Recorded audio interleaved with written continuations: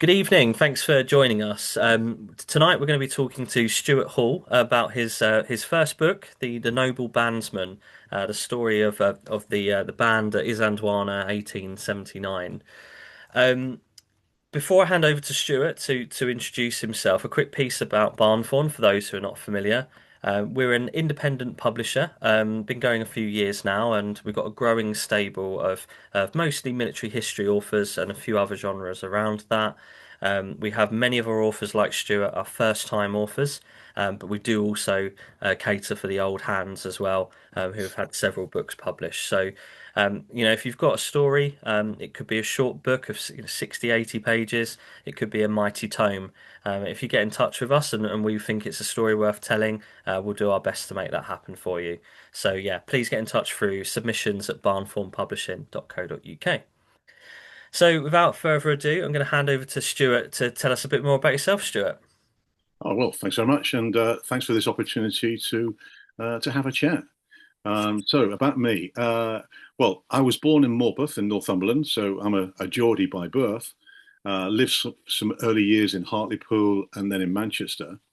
But it was when I was 16, I then began my military career as a boy soldier. I went down to Purbright Camp to the Guards Depot, where I stayed there until I was probably about 17 and a half. Then I studied music for 18 months at the Royal Military School of Music, Nella Hall, and then eventually joined the band of the Grenadier Guards. So was involved in all the paraphernalia of music making within the band, and thoroughly enjoyed myself. Um, at the conclusion of my service, I moved into Civvy Street. I really had no idea what I was going to do, but somehow I managed to get a job with a very large American computer services company and was able to learn a new trade. That proved to be the start of an amazing career in the computer industry. I then launched my own computer services company in 1999, which I then sold in 2018 and was able to take early retirement. So, in retirement, well, I've kept myself busy with various projects. For example, I set up an online radio station called onparade.com. That's on dash parade, I should say, on parade.com, which is dedicated to playing the best of British military bands and the music that they provided. You know, there are so many fantastic recordings out there on LP and CDs, and yet many of those bands are no longer in existence. So through the radio station, I'm hoping that once again people can relive those wonderful bands and their music. Other projects, well, when I retired, the first thing I did was with my wife, we went out and bought a motorhome. So, yeah, we've done a fair bit of traveling, touring all around Scotland. That took us about 8 weeks, which was absolutely fantastic. What else? Oh, yes, I've written my first novel, The Noble Bandsman. Oh, it's quite a journey, and I mean you're definitely with On Parade preaching to the converted. I'm a big fan of military music, and that's kind of come through the generations for me. So yeah, listen, I've listened. So do tune into on Dash Parade. Yeah, it's a bit different to Heart or Magic, but it's there's just such a variety of music. So yeah, I really enjoyed that listening to that. Just going back a step, so right to the start of your introduction. So you mentioned your decision to join as a 16-year-old and embark on that career. I guess what led you into that? What led me into that? Well, I'd been playing the trombone since the age of 7 in a brass band. My dad was also a trombone player. My grandfather would play the tuba, also in a brass band. So yeah, music was very much part of the family.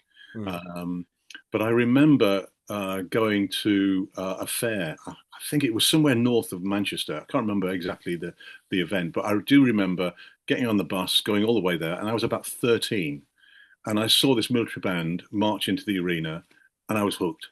I just the way they marched, the way the sound they made, and I went home and said to my dad, "I want to join a military band."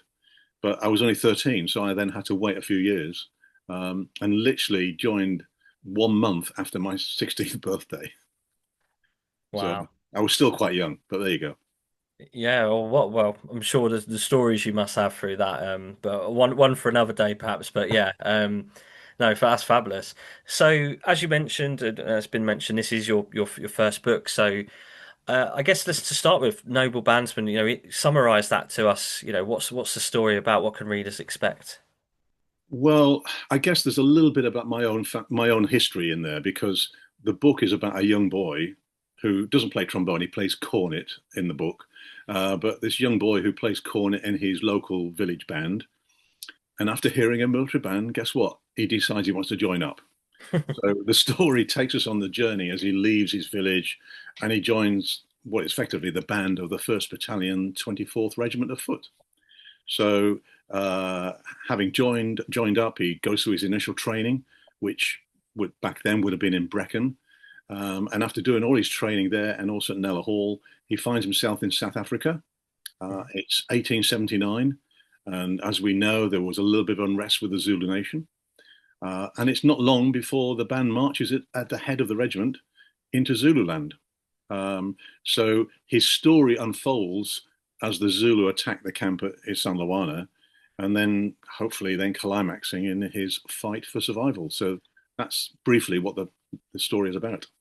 Yeah, no, that's perfect. And so I've obviously read it a few times myself and enjoyed it each time. And I think it's a really nice balanced book. Obviously, I speak from bias maybe as a publisher, but it's it's not too heavy, but equally it's not too light. There's enough detail, but yet there's character, there's personality, there's humor.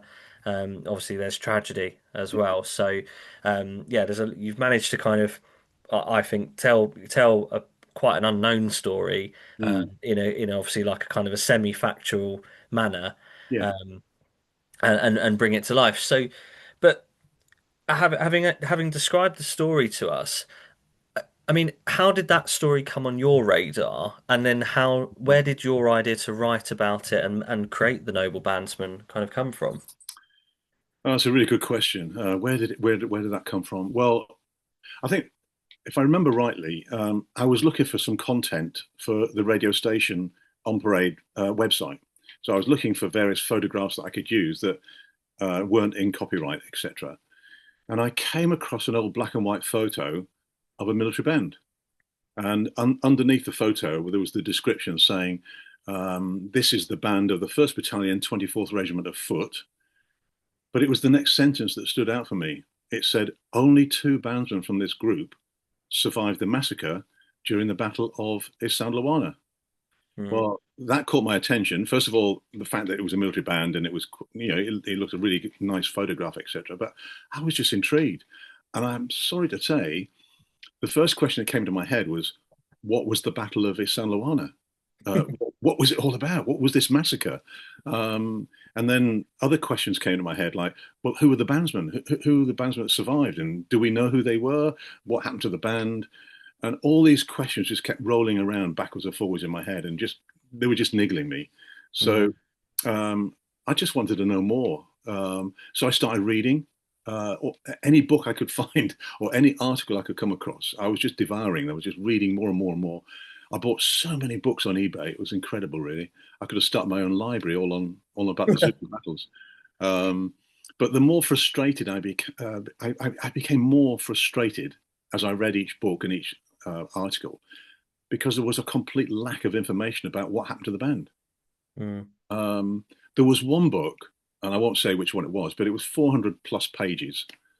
And the only reference to the band was when it said, and the band marched at the front playing happy tunes. Well, that was it. No other mention. So it didn't even tell me what the tunes were. What was the band like? What did they sound like? What else did they do? Hmm. And I just felt that the bandsmen were being overlooked in some way. And I felt, well, maybe there's a story to tell. Um, and from my own experience of being a military veteran from the music services, that there is that element that people think that the band don't do anything but just play their instruments and look nice in their red tunics, etc. So I thought there's a story here. Hmm. So I started doing some research, and that I would say that was probably months and months and months of research. Um, but after that, I had probably what I could best describe as a selection of puzzle pieces. I couldn't get a full picture, but with the pieces that I did have of this puzzle, I thought, I think I've got enough to be able to complete the picture by filling in the blanks because of my own knowledge, etc. So I thought, right, that's it. I'll write a book. Um, but then that's when I sat down and thought, Stuart, you've never written a book before. You just don't even know where to start. I'd written several articles for trade magazines with my occupation, but nothing on the scale of a book. So anyway, I started writing a chapter. I wrote the first chapter, and then I wrote the second chapter.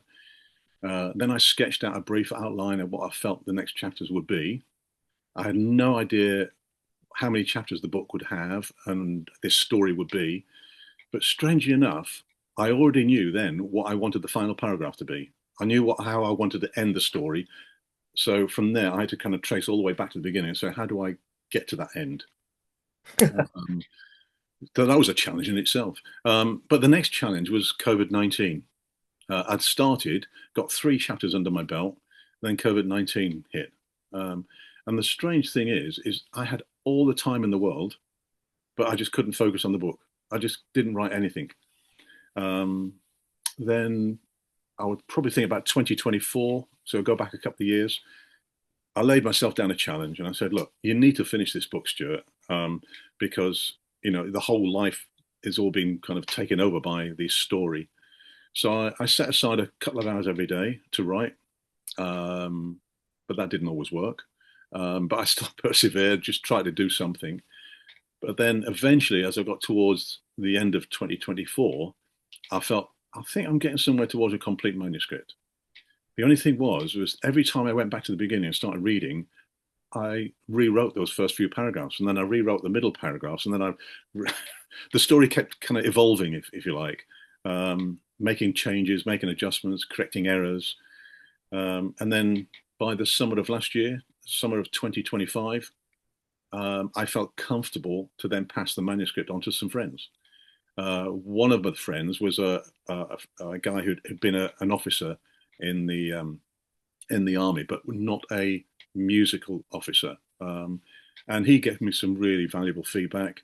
I also gave it to a friend of mine who was very much a horse person, and she was able to come back and say, "Yep, you need to change this, or you need to think about that." So that all helped. And I guess by the end of 2025, I was ready for the final edit. And the final edit was actually my wife. She's a retired English teacher. So you can guess, that was my biggest challenge, how to get my wife's approval.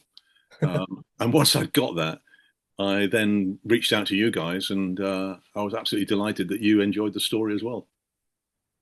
Yeah, it's beautifully written, and I think it's interesting. You could sit 100 authors in a room and ask that kind of broad question, Yeah, and the stories around it of how it started and how it got going. But I think what's really valuable in what you just said is is humanizing that yeah, and go, well, actually, it's not perfect. You don't just sit in a room and write it all out and that's job done. It's an iterative process. mm, You might walk away from it for a time. You might suddenly get, engulfed in it. yeah.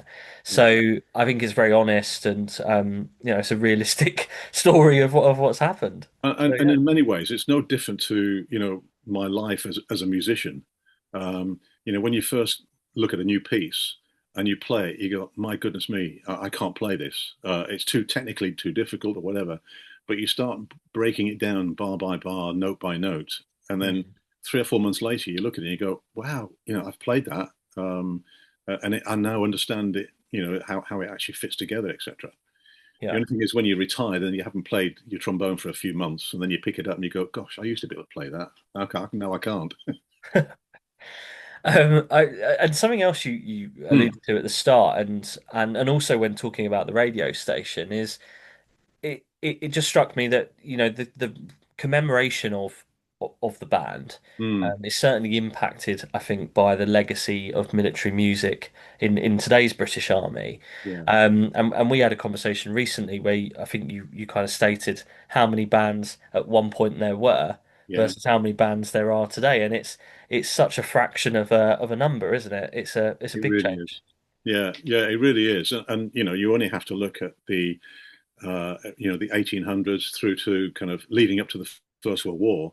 And I think I could be wrong with this, but I think leading up before the First World War, there was something like 190 odd military bands Mm, in the British Army alone. Never mind what was in the Navy, Marines, or the RAF. Although the RAF weren't around by then, were they? But just in the army alone.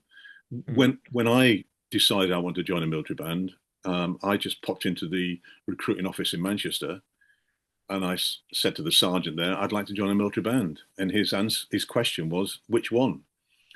And I thought, "Oh crikey! I didn't realise there was more than one type of thing." And I came home with a list of something like 75 different bands, and I had to choose one of those 75.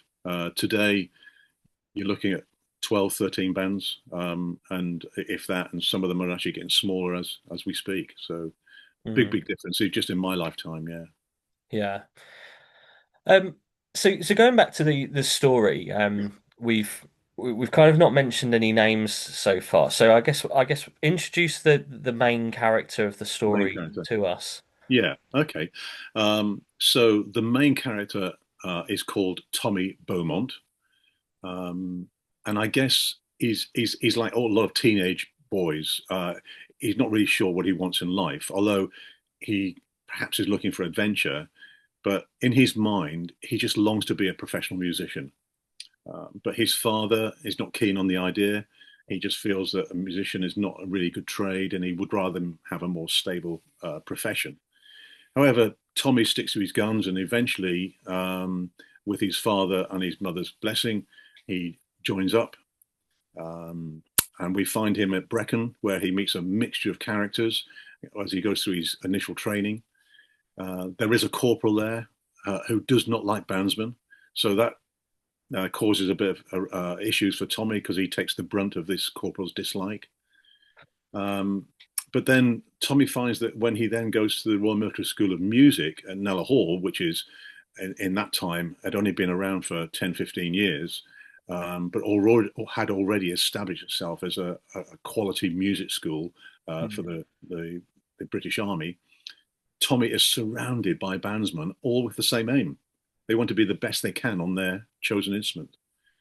While at the school, yeah, like all novels, you've got to have a bit of love in there. So Tommy falls in love with Anna, who later becomes a bit of a stabilizing influence for him, especially in her letters to him when he's out in South Africa. Eventually, he joins the band in South Africa. And for Tommy, he's in his element. His dreams have come true. He's now with the band that he saw all those years ago, and being a bandsman is just what he wanted. But he now finds that actually playing an instrument is not everything within the band. He has to learn a lot of new things. For example, the band provided stretcher bearer duties or medical duties, so he has to learn how to do that. I did come across the fact that this particular band did have to man a 7-pounder gun. So I've used that within the story that Tommy's had to learn how to use this gun as well. And all of this is in between training the troops, entertaining the troops with concerts, tattoos, bugle calls, etc., etc. Um, let's see. And when the regiment marches into Zululand, yep, we know that the band was at the front. But we also know that when they reached the Buffalo River, it was the band that had to man the pontoons. So again, Tommy's learning all this. He's finding that being a bandsman, you're a kind of I wouldn't say a dog's body, but you're being pulled and stretched in all different directions. Mm. But eventually they set up camp in iSandlwana, and then of course during the attack by the Zulus on the 22nd of January, um, Tommy's torn. He really doesn't know whether his duty is to look after injured soldiers or whether he should flee for his life.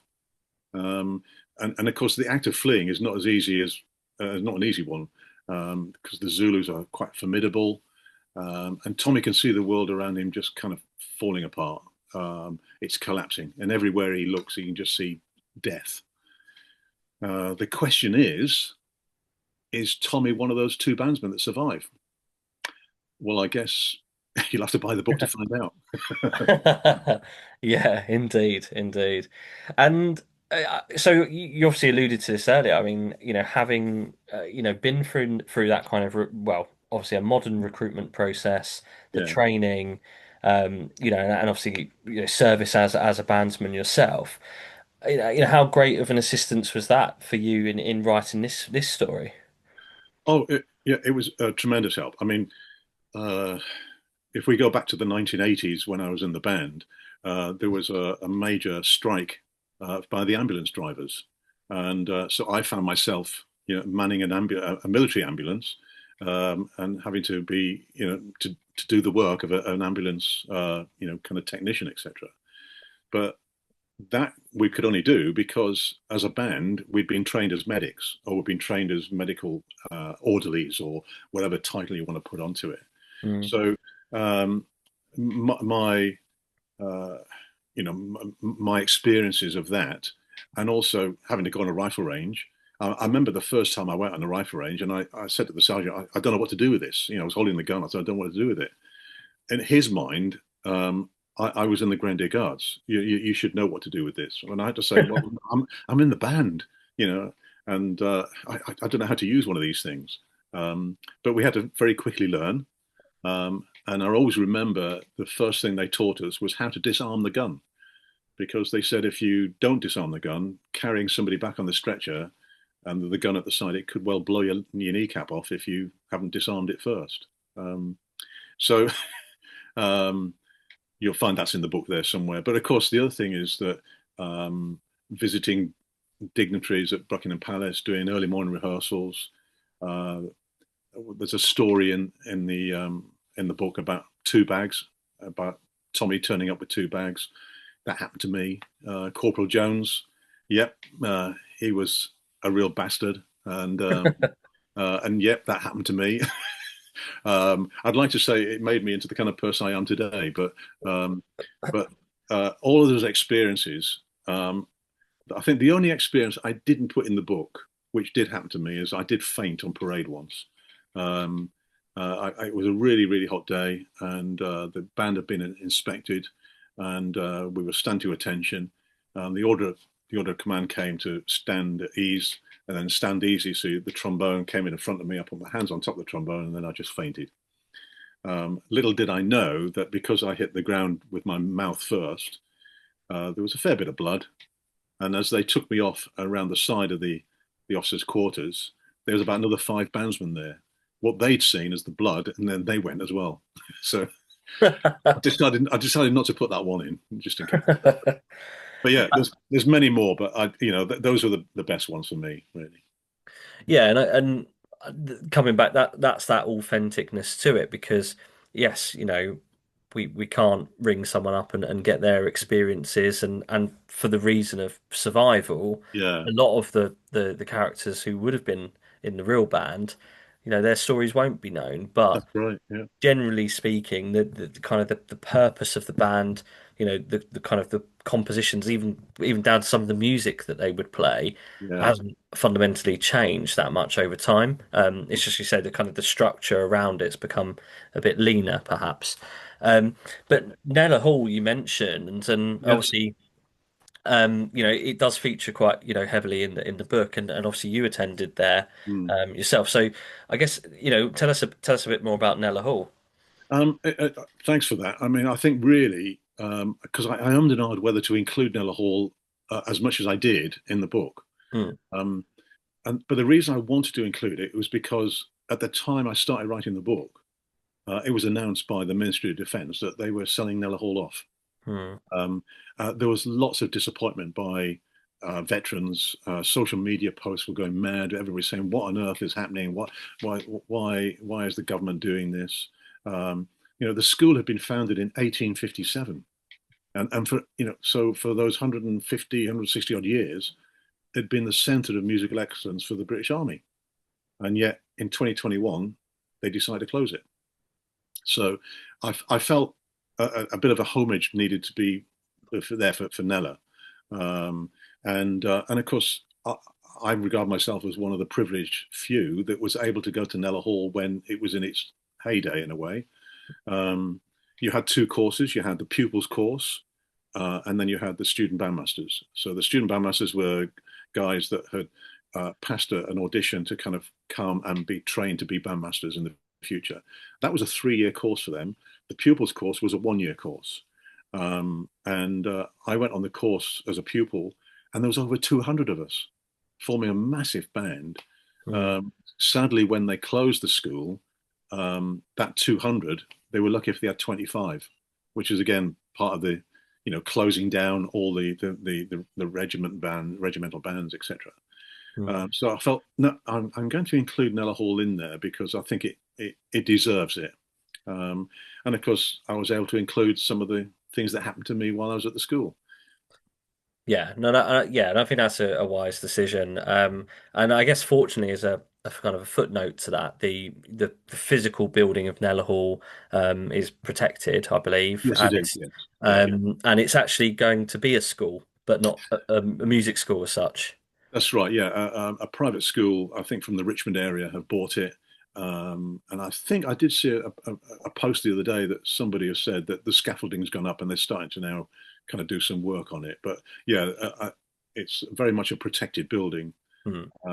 and that will be good. And I think also I understand that the headmaster of the school is very aware that former or veteran musicians, have this kind of an affinity to the school, and has kind of said, they want to keep that open so that when it's ready, they're going to do concerts there as well. So I think people like me will be going, oh, let's go along to the concert, and we'll surely Yeah. enjoy it. Even though it's not a military band, it would still be a good opportunity to listen to music. Yeah, well, I'm sure I'll be along there. This is only I'll down the see you road there. from me. Yeah, see you there. Um, cool. So we've talked about obviously using your experiences Hmm. and you know the information, well, the photograph most importantly that Yeah. started it all. Was there any other kind of like what other research were you able to kind of rely on for the book? Um, well, yeah, I've mentioned the numerous books and various articles, etc. Um, I was also able to go to a couple of museums and where I could try and find out a bit more about what actually happened at the Zulu War. For example, the Military Music Museum, which was still at Nella Hall when I started, they had some drumsticks that were picked up from the battlefield of iSandlwana, and it was engraved on there, that that's where they came from, etc. And I was able to kind of be able to give them the permission to kind of hold them, and I was looking for something magic that maybe from that wood it would tell me, but um, and then of course I understood that there was I then later found that a cornet had been found from the battlefield. So all these little things kind of start again. It's these jigsaw pieces, Mm. and by having little bits here and there. I mean, there was one book I read, and it actually said that there was one of a trooper at one point, his horse reared up when the band struck up with a particular tune, and it mentions the tune. So whereas one book said the band marched at the front playing happy tunes, I now had another piece here that said, this is the name of the tune that they were playing. Maybe not at that point, but at least it was one of the tunes they played. Yeah. So a lot of that was kind of continuous research. And I also then was put in touch with a bandsman who had actually been in the 24th Regiment. He'd been actually in the military band until they closed it down in the 1950s. And although he was able to give me his experience of the band in the 1950s, from the moment he joined the band, they were very proud of their historical history. So all these little things all came together to help me. And of course, the museum at Brecon, so just seeing the uniforms and seeing and reading more, it just sparked the interest for me and gave me what I needed. Yeah, yeah, and it definitely shows in the finished product. Thank you. So we've kind of, I think, touched on this question in a number of ways in other bits we've discussed. Hmm. But I guess from an overarching perspective, how closely does the story follow the kind of the known story of the band? So kind of Yeah. fiction versus fact as such. Um, yeah, it's a really good question because um, if you join a military band today, a bandsman will go through phase one training with every other recruit, no matter uh, what cap badge they're going to wear. They'll go through phase one, and then when they pass out, bandsmen will then go through phase two, and that's the music side. Now that would have been at Nella Hall, but it's now they're now down in Portsmouth. So they go through phase two, and phase two is a way of them increasing and bettering their musical ability. And once they've got to the stage where they're ready to be sent to a band, they are then appointed to a band. But their training doesn't end there because that's when they then have to continue looking at other trades such as medical orderlies, rifle range training. Um, I spoke to a friend of mine who's in the one of the guards bands, and he had just been trekking across Brecon with a complete rucksack, etc., and body armor. And you kind of think, well, hang on, he's a musician, he's a bandsman, he's on a trombone in the front rank there. But even today, as I was told, and I'm sure the guys were told back in the 1800s, they're soldiers first, bandsmen second. Um, and whilst in when I first joined the Grenadier Guards, the Guards bands didn't do much in the way of medical orderly duties. We were literally just doing music. But in today's environment, because of the smaller numbers that there are in the military, musicians or bandsmen, whichever title we want to put onto them, they have to be soldiers first, bandsmen second. So I think there's a real affinity there, and I've seen that from some of the reviews that come through, where guys who have been in or are military veterans of the music services are saying, "Yeah, do you know what? I could see myself there because what they went through back there in South Africa, it was exactly what we have to do today." So Hmm. please, I got those kind of comments back. Yeah, and the reviews we've been seeing so far have been really favourable, Stuart. So yeah, I think it's a credit to what you've done. Not necessarily related to the book directly, but from a military music perspective, obviously the guards bands, as you say, the trombones lead, whereas in some bands it might be bugles Mm, drummers. yeah. Is there a reason why that's the case, that the trombones are at the front? Is there some kind of history around that? Well, I don't know if there's any history, but I know that from experience, when I joined the Guards band, there were six on the front. We were in ranks of six on a rank. So we had six trombones on the front rank, but we had eight, nine, 10 trombone players. So I can honestly say to you that when I was marching in the middle of the band, the poor bloke in front of me sometimes used to get a trombone in his back, if you know what I mean, the slide, Yeah, bang. So, yeah, so from a safety point of view, I think that's why they put the trombones on the front. yeah, Um, I mean, that's not necessarily the reason. I mean, 'cause as you say, they have the bugles in the light infantry.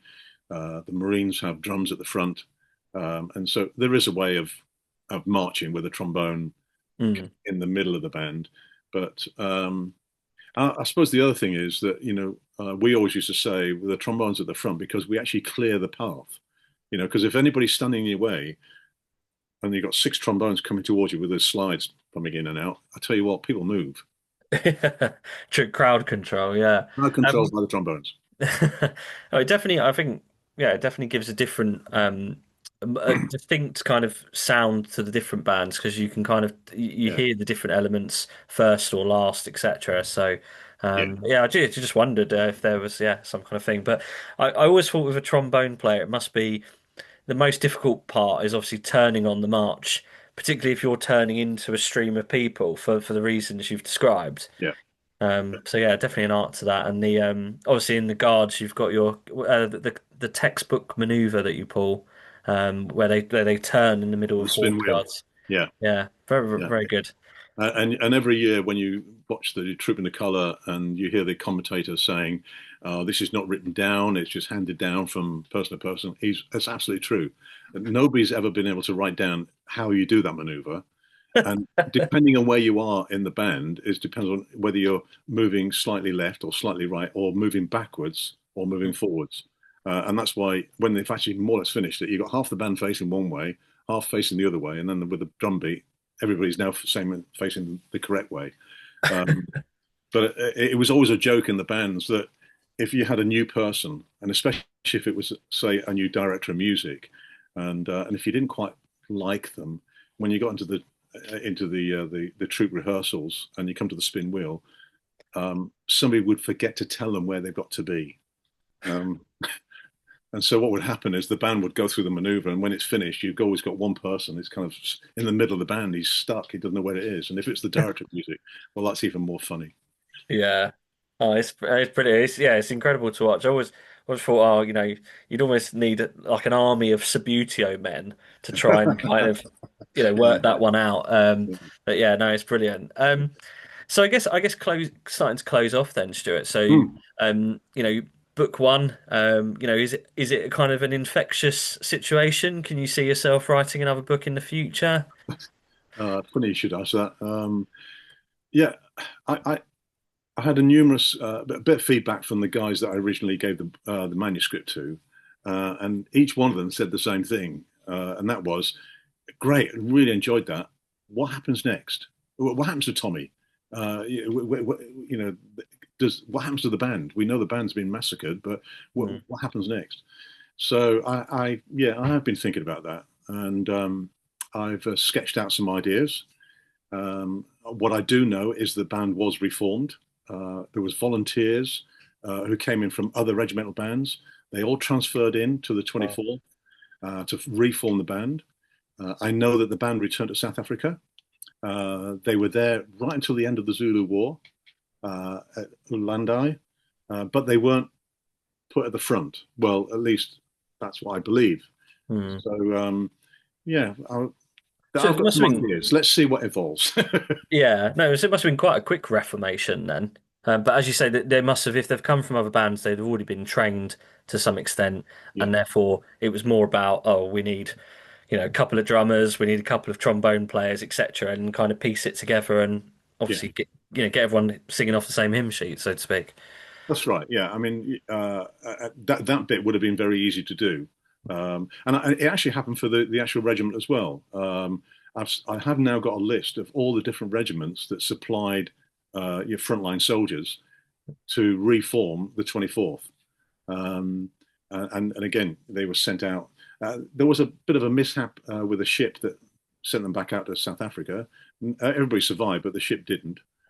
So there's plenty of other little stories in there that I could actually kind of weave into a novel. And I think really my challenge is that I'd like to have it as a book two, but you don't have to have read book one to understand book two, if that makes sense. Uh, Mm. there'll be references back and it will be there. But for anybody who wants to follow the life story of Tommy, then yeah, we can get that. But Yeah. um, I'll probably just need a publisher. Do you happen to know one? I can put you in touch with someone, yeah, and let's hope. Or Let's perhaps a hope. publisher that's going to give me a deadline and say, yeah, I want it by that date. Yeah, I was going to say, let's hope there's no pandemics coming so we Oh, can, too right. Yeah. yeah, avoid that problem. Good stuff. Well, no, thank you so much, thanks, Stuart, for taking the time out for this, and on an evening such as this, and it's great to have these conversations, and Hmm. obviously, we luckily read the book several times before it gets out into the ether, but Yeah. understanding, taking this time to stop and reflect and kind of understand where that journey began and how it's so unique for each author. So Hmm. it really brings it to life. So thank you so much. For Pleasure. those who have watched either live or on demand on YouTube, you can buy the book on Barnthorne Publishing's website or on Amazon across the world. And we'd be really grateful if you do so. Please leave a generous review for Stuart because his work really deserves it. So thank you very much. And with that, we'll end the recording. Thank you very much. Thank you.